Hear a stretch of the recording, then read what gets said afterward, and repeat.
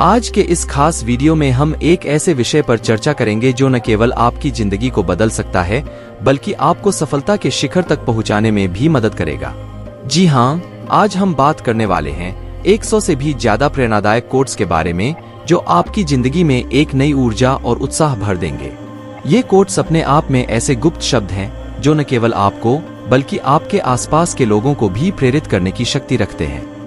जब आप इन कोट्स को सुनेंगे और समझेंगे तो आपको महसूस होगा कि ये वास्तव में कितने ताकतवर हैं और कैसे ये आपके विचारों और कार्यों को सकारात्मक दिशा में मोड़ सकते हैं। चाहे आप किसी कठिनाई का सामना कर रहे हों या आपको अपनी मंजिल तक पहुंचने के लिए प्रेरणा की आवश्यकता हो, ये कोट्स आपकी हर स्थिति में मदद करेंगे।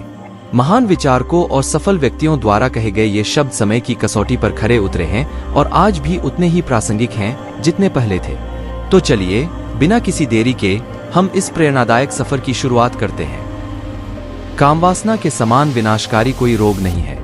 आलसी का कोई वर्तमान और भविष्य नहीं होता। अन्याय से कमाया हुआ धन निश्चित रूप से नष्ट हो जाएगा। जो व्यक्ति अपना लक्ष्य तय नहीं कर सकता वह जीत भी नहीं सकता। जैसे ही भय निकट आए, आक्रमण करके उसका नाश कर दो। संसार की सबसे बड़ी शक्ति नारी का यौवन और सुंदरता है। अगर सांप जहरीला न भी हो तो भी उसे जहरीला होने का ढोंग करना चाहिए। यह मनुष्य का मन ही है जो उसके बंधन या स्वतंत्रता का कारण है। सच्चा पुत्र आज्ञाकारी होता है, सच्चा पिता प्रेम करने वाला होता है और सच्चा मित्र ईमानदार होता है। जब तक शत्रु की दुर्बलता का पता न चल जाए तब तक उसे मित्रता की दृष्टि से रखना चाहिए। एक मूर्ख व्यक्ति के लिए किताबें उतनी ही उपयोगी होती हैं जितना कि एक अंधे व्यक्ति के लिए आईना। कौशल को छुपा हुआ खजाना कहा जाता है क्योंकि वो परदेश में एक माँ की तरह बचत करते हैं। भगवान मूर्तियों में मौजूद नहीं है। आपकी भावनाएं ही आपका भगवान है। आत्मा तुम्हारा मंदिर है। आप जिस चीज के लायक हैं उससे कम पर कभी समझौता न करें। यह अभिमान नहीं, स्वाभिमान है। सबसे बड़ा गुरुमंत्र है, कभी भी अपने राज किसी को मत बताना। यह आपको नष्ट कर देगा। फूलों की सुगंध हवा की दिशा में ही फैलती है, लेकिन इंसान की अच्छाई हर दिशा में फैलती है। एक बुद्धिमान व्यक्ति अपने बच्चे को सावधानी से पालता है क्योंकि उच्च मनोबल वाले शिक्षित व्यक्ति को ही समाज में सच्चा सम्मान मिलता है। कभी भी ऐसे लोगों से दोस्ती न करें जो हैसियत में आपसे ऊपर या नीचे हों। ऐसी दोस्ती आपको कभी खुशी नहीं देगी। नदियों, शस्त्र धारण करने वाले पुरुषों, पंजों या सींग वाले जानवरों, स्त्रियों और राज परिवार के सदस्यों पर भरोसा न करें। नदी के किनारे के पेड़, दूसरे आदमी के घर में एक महिला और बिना सलाहकार के राजा निस्संदेह तेजी से विनाश के लिए जाते हैं। जिस व्यक्ति का आचरण दुराचारी हो, जिसकी दृष्टि अशुद्ध हो और जो कुटिलता के लिए प्रसिद्ध हो, उससे जो मित्रता करता है वह शीघ्र ही नष्ट हो जाता है। जो कुछ भी करने के बारे में आपने सोचा है उसे कभी प्रकट न करें, लेकिन बुद्धिमान परिषद द्वारा इसे गुप्त रखें और इसे क्रियान्वित करने के लिए दृढ़ संकल्पित रहें। सच्चा मित्र वही है जो आवश्यकता, दुर्भाग्य, अकाल या युद्ध के समय, राजा के दरबार में या श्मशान में हमारा साथ न छोड़े। ऐसे देश में निवास न करें जहां आपका सम्मान न हो। आप अपनी आजीविका नहीं कमा सकते, कोई मित्र नहीं है या ज्ञान प्राप्त नहीं कर सकते।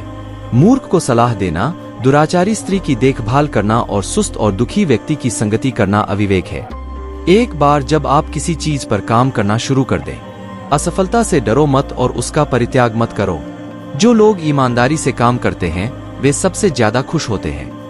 मूर्खता वास्तव में कष्टदायक होती है और यौवन भी कष्टदायक होता है, लेकिन इससे कहीं अधिक कष्टदायक होता है किसी दूसरे के घर में रहना। बुद्धिमान व्यक्ति को सारस की भांति अपनी इंद्रियों को वश में करना चाहिए और अपने स्थान, समय और योग्यता को जानकर अपने उद्देश्य को पूरा करना चाहिए। पैसा आता है और चला जाता है, इसलिए युवा है।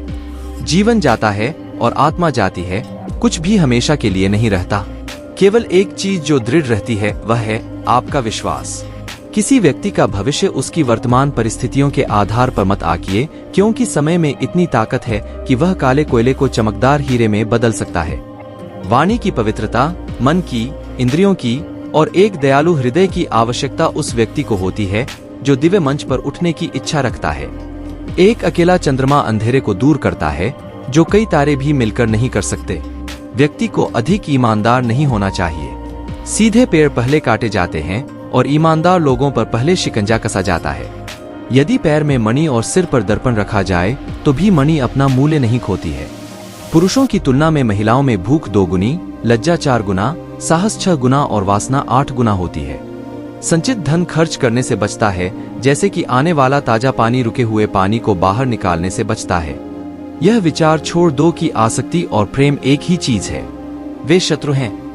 यह आसक्ति है जो सभी प्रेम को नष्ट कर देती है। असत्यता, उतावलापन, कपट, मूर्खता, लोभ, अस्वच्छता और क्रूरता स्त्री के 7 स्वाभाविक दोष हैं। इस पृथ्वी पर 3 रत्न हैं, अन्न, जल और प्रिय वचन। मूर्ख लोग चट्टानों के टुकड़ों को रत्न समझते हैं। धन, मित्र, पत्नी और राज्य तो वापस मिल सकता है, लेकिन यह शरीर खो जाने पर फिर कभी नहीं मिल सकता। बीमारी, दुर्भाग्य, अकाल और आक्रमण के समय जो कोई भी आपकी सहायता करता है, वही वास्तविक अर्थों में आपका सच्चा भाई है। वे नीच लोग जो दूसरों के गुप्त दोषों की बात करते हैं, वे स्वयं को वैसे ही नष्ट कर देते हैं जैसे सांप चींटियों के टीलों पर भटक जाते हैं। पाप पूर्वक अर्जित धन 10 वर्षों तक रह सकता है, 11वें वर्ष में यह मूल धन के साथ भी गायब हो जाता है। जिस प्रकार एक सूखा पेड़ आग लगने पर पूरे जंगल को जला देता है, उसी प्रकार एक दुष्ट पुत्र पूरे परिवार को नष्ट कर देता है। अपना धन केवल योग्य को दें और दूसरों को कभी नहीं। मेघों को प्राप्त समुद्र का जल सदैव मीठा होता है। सेवक को उसके कर्तव्य के निर्वहन में, रिश्तेदार को कठिनाई में, मित्र को विपत्ति में और पत्नी को दुर्भाग्य में परखें।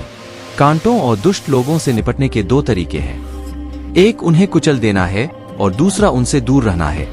बुद्धिमान पुरुषों को हमेशा अपने पुत्रों को विभिन्न नैतिक तरीकों से पालना चाहिए, क्योंकि जिन बच्चों को नीतिशास्त्र का ज्ञान होता है और अच्छे व्यवहार वाले होते हैं, वे अपने परिवार के लिए एक गौरव बन जाते हैं। हर पहाड़ में माणिक नहीं होता, नहीं हर हाथी के सिर में मोती होता है, न तो साधु हर जगह पाए जाते हैं, नहीं हर जंगल में चंदन के पेड़।